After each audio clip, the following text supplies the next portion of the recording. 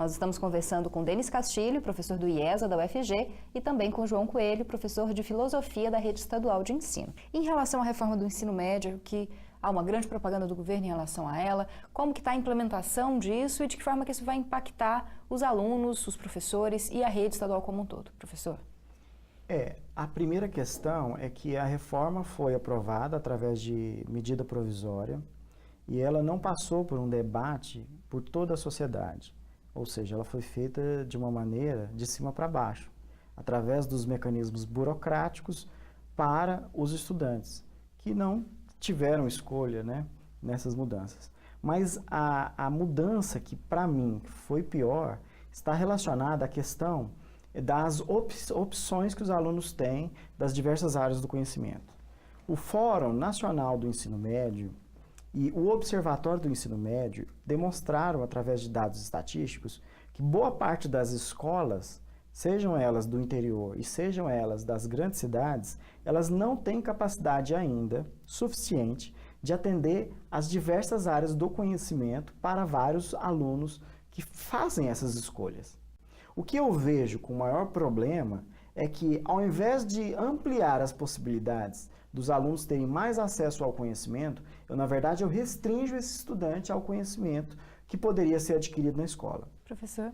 Bom, o texto final da reforma do ensino médio ele foi aprovado no dia 16 de fevereiro de 2017, do ano passado, né? E ele foi publicado no Diário Oficial da União no dia seguinte. O texto da reforma do ensino médio prevê 5 itinerários, né? Disciplinas como geografia, história, filosofia, sociologia serão, de acordo com a nova lei, diluídas em um único itinerário, assim como biologia, química em outro itinerário e assim por diante.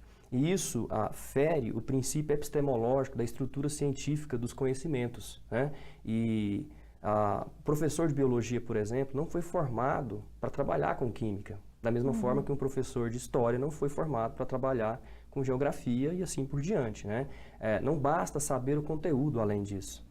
É preciso considerar o complexo processo ensino-aprendizagem, que envolve o contexto da sala de aula, né? Tem algumas propagandas aí do MEC mostrando que o estudante vai poder escolher, mas isso vai depender da estrutura física e a oferta de pessoal que as escolas possuem, né?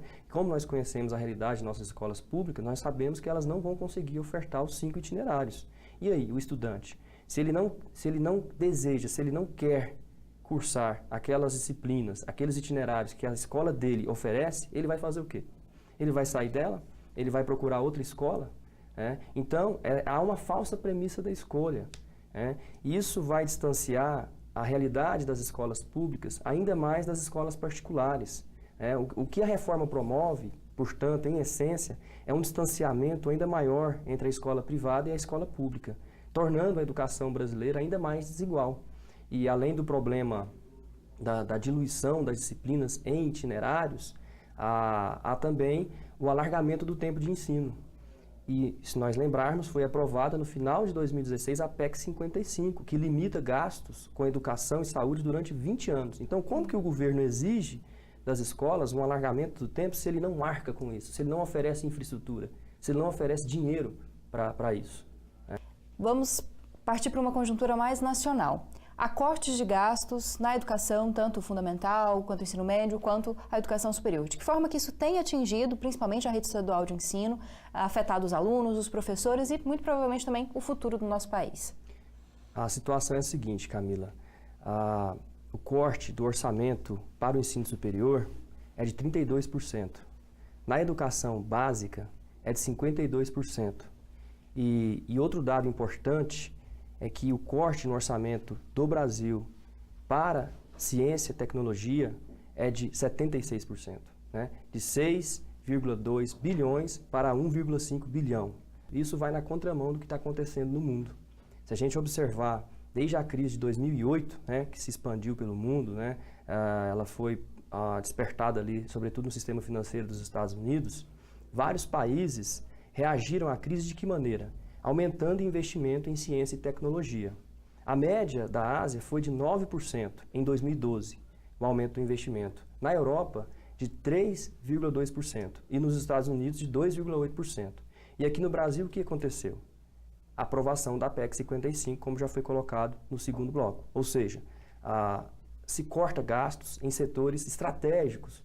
E voltando à questão que você levanta, isso afeta diretamente a sala de aula, afeta diretamente a educação do país, dos jovens, dos adultos, enfim. O corte do CNPq, que tem uma ligação direta com a universidade, foi de 33%. Né? Ciência Sem Fronteira agora atende exclusivamente a pós-graduação, não atende mais a graduação. Que projeto que é esse, portanto?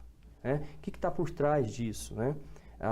Há uma evidente mercantilização da educação. A educação está sendo tratada neste país, a gente observa isso nos orçamentos, na reforma do ensino médio, um tratamento da educação enquanto negócio. Né? Enquanto negócio. Para efeitos de comparação, a Coreia do Sul investe quase 3 vezes mais por aluno durante o ano do que o Brasil. Então, de que maneira que a gente quer superar a crise, baixando o investimento em ciência e tecnologia a nível de 76%, baixando o investimento na educação superior, na educação básica e com leis que abrem esses serviços para a iniciativa privada. Isso está evidente na reforma do ensino médio, na Base Nacional Comum Curricular, na proposta agora de residência pedagógica, né? É uma forma de forçar as instituições a se aderirem à nova base e tirando a autonomia dessas instituições, inclusive. O professor também gostaria da sua contribuição? Eu considero que, embora no Estado 25% dos impostos são destinados à educação, que é baseados no ICMS, esse dinheiro não chega até os estudantes, onde o valor, por exemplo, da verba da escola pública é muito inferior ao valor, por exemplo, relacionado a um presidiário, que recebe um valor quase que por mês, um valor que um aluno recebe por ano. Então, isso demonstra que, no nosso país, que precisamos sim fazer um pacto em que a prioridade seja a educação, mas que não se falseie, que não se crie apenas propagandas políticas dizendo que as coisas estão sendo feitas, porque não estão sendo feitas. Nesse momento, no ensino noturno, está sendo criado um Profem, que é considerado o ensino médio noturno.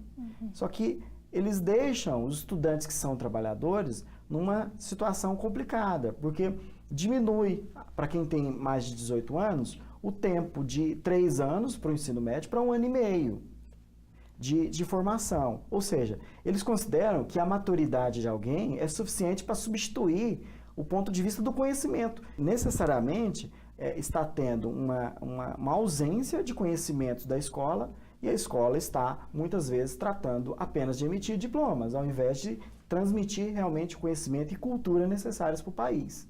Tá certo. Bom, nosso tempo está finalizando, não vou conseguir fazer mais um questionamento, mas a gente, como sempre, continua discutindo educação em todos os nossos programas. Muito obrigada, professor, pela sua presença. Eu que agradeço a oportunidade, estamos ali no IESA à disposição para tirar dúvidas, para contribuir com o debate sobre a educação de Goiás e no Brasil. Muito obrigado pela oportunidade. Obrigada. Obrigada também, professor João, pela sua contribuição aqui no Conexões.